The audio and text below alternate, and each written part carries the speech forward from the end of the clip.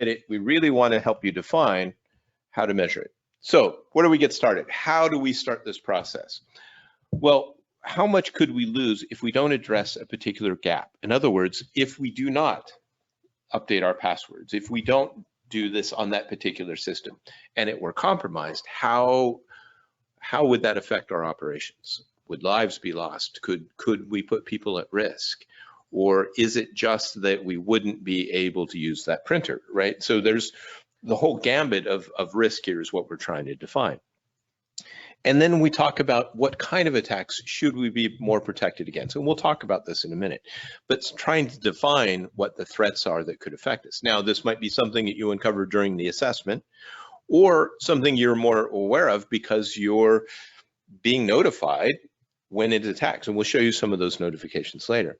So let's talk about which security projects are priorities and which ones should you be doing first as part of this idea. You know, the risk is defined by understanding what the impact would be and then trying to figure out how do we fix that? How long would that project take? It might be something that is still a medium risk we definitely want to take care of, might be superseded by something else that is maybe even a lower risk but easily fixed. And so therefore incrementally we increase our protections. And that's really what we're talking about here.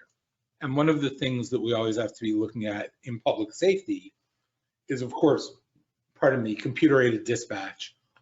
Because if we lost computer-aided dispatch, we would not lose the ability to dispatch. But we would have to go back to map books. Pen and paper, yep. Right. That's one of, if I had to choose one thing to really make sure you've got clean, it's your CAD system.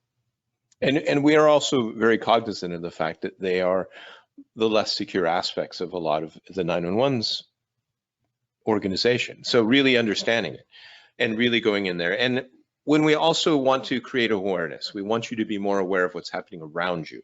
Situationally aware works everywhere. Well, it's important to apply that here as well, because what your neighbors are facing, what your neighbors are dealing with will unfortunately reach you, right? So don't assume you're safe. And in fact, if your neighboring community gets hit, you should be doubling your guard. You should be really concerned about looking at the threats that they had to deal with in regard to your definitions of risk. And when we talk